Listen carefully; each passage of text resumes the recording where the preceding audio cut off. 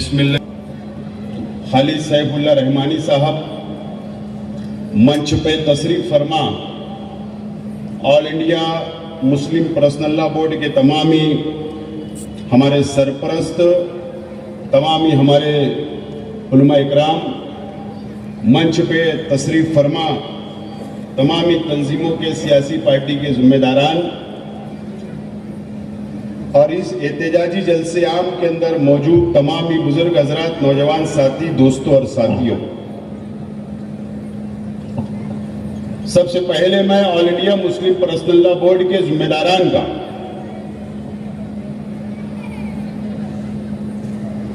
All India Muslim personal law board के सदर खालिद सैफुल्लाह रहमानी साहब और उनके अराकीन का,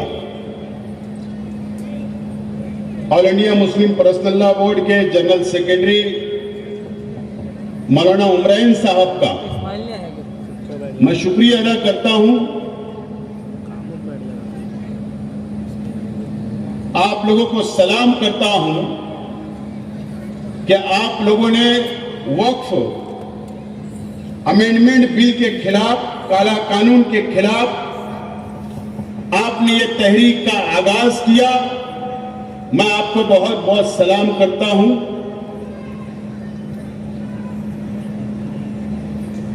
और यकीनन इस मुल्क की जो मरकजी हुकूमत है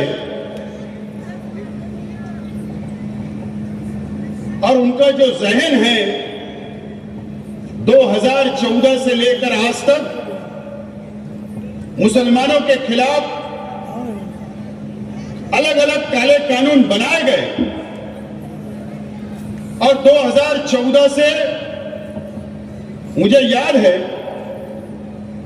कि मौलाना वली रहमानी साहब की क़यादत में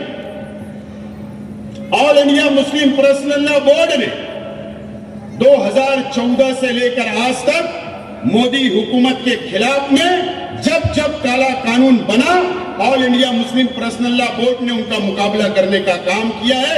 यह हमारे लिए बड़े फख्र की बात है कि ऐसी तंजीम आज हमारी सरपरस्ती इस मुल्क के अंदर मुसलमानों की कर रही है। मैं आपका बहुत बहुत शुक्रिया अदा करता हूं।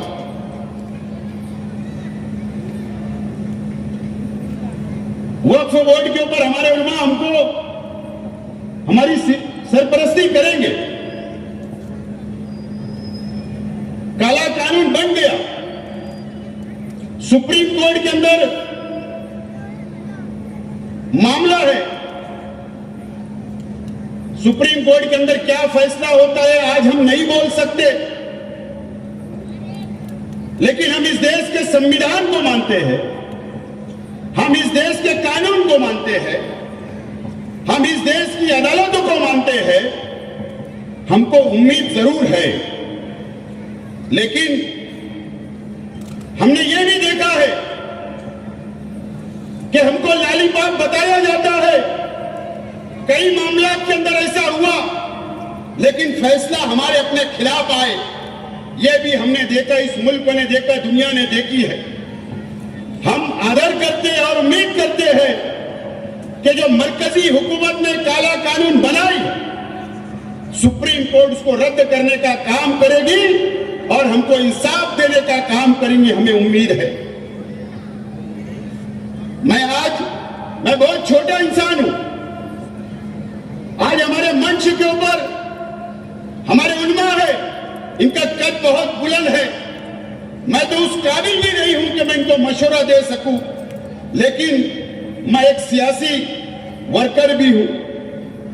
अगर आज हम एक सब में खड़े हैं, अगर हम एक मंच पे आए हैं, तो कोई सियासी मतलब से नहीं, बल्कि हम एक बहैसियत मुसलमान की हैसियत से इस मंच के ऊपर आज हम आए।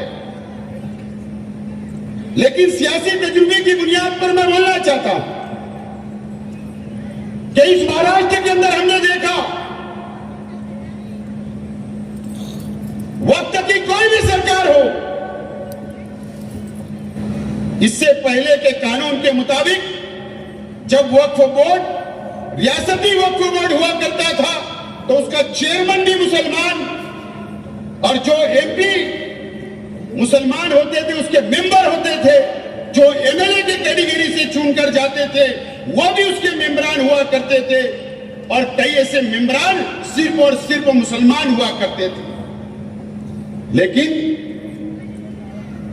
हमें जो जानकारी है, मैं भी मेंबर ऑफ असेंबली रह चुका हूं, असेंबली के अंदर आवाज बुलंद कर चुका हूं। जो डाटा हुकूमत के पास है, इस महाराष्ट्र के अंदर 1 लाख एकड़ वक्फ की हमारी प्रॉपर्टी, हमारी मिल्कियत है, यह असेंबली का रिकॉर्ड है। लेकिन यह भी इतनी सच है कि 70,000 एकड़ जमीन के ऊपर महाराष्ट्र के अंदर अतिक्रमण है, जो दूसरों ने अतिक्रमण करके रखा है। लेकिन जो भी वक्त के मेंबरान वक्फ बोर्ड के अंदर रहा करते थे, तो वहां पर जाकर वो लोग भी भ्रष्टाचार करने का काम करते थे। मैं जिम्मेदारी से ये बात बोलता हूं। अभी इसके पिछले की सरकार में जो बॉडी थी, एक हम्माम में सब नंगे थे, अलग अलग पार्टियों के लोग थे, बड़े बड़े उद्योगपतियों को कौड़ी के दाम के अंदर तजवीज पास करके उनके नाम कर दी गई। लेकिन सवाल जब हमने हमारे जैसे लोग करते तो जवाब नहीं मिलता, जवाब नहीं मिलता। मैं आज all India Muslim personal law board के जिम्मेदारान से मैं अपील करना चाहता हूं कि आप एक ऐसी कमेटी बनाइए जो महाराष्ट्र के अंदर भी हो, हर रियासत के अंदर हो, और इसका डाटा आप निकालिए कि कहां पर क्या क्या हुआ है भ्रष्टाचार, कितनी हमारी जमीनें हैं, कितने केसेस चल रहे हैं, क्रिमिनल में कितने केसेस है, वक्फ बोर्ड में कितने केसेस पहले, माहिती अधिकार के जरिए निकालकर वो डाटा आप संभाल के रखिए और उसके ऊपर एक मजबूत लाएमल तैयार करने की जरूरत है। मैं 1 मिनट लूंगा। दूसरी अहम बात, ठीक है, काला कानून बन गया, हम सुप्रीम कोर्ट गए, लेकिन यह भी लाएमल हमको तैयार करना पड़ेगा कि अगर सुप्रीम कोर्ट में हमारे खिलाफ फैसला गया, मान के चलिए भरोसा कम है, मैं मेरी जिम्मेदारी पर तकरीर कर रहा हूं, लेकिन अगर सरकार की जो नीयत खराब है, जिस हिसाब से यह काला कानून बनाया गया, अगर हमारी लाखों एकड़ जमीनों के ऊपर उनकी नजर होगी और अगर उन्होंने कलेक्टर के जरिए अगर उसको लीज पर देने का काम करेगा, तो उसके लिए लड़ने के लिए कौन होगा? आप हर डिस्ट्रिक्ट में, हर शहरों में ऐसी कमेटी बनाए कि उसके ऊपर नजर रखे, और अगर कलेक्टर के पास कोई एप्लीकेशन देती है हुकूमत, तो उसका मुकाबला करने के लिए भी लाएमल हमको जरूरी है। ये मशवरे के साथ मैं एक मर्तबा फिर मालेगांव शहर के आवाम की तरफ से, माइनॉरिटी डिफेंस कमेटी की जानिब से और मेरी जानिब से all India Muslim personal law board की इस तहरीक को हिमायत देता हूं और मेरी बात को खत्म करता हूं। शुक्रिया, खुदा हाफिज। All India Muslim personal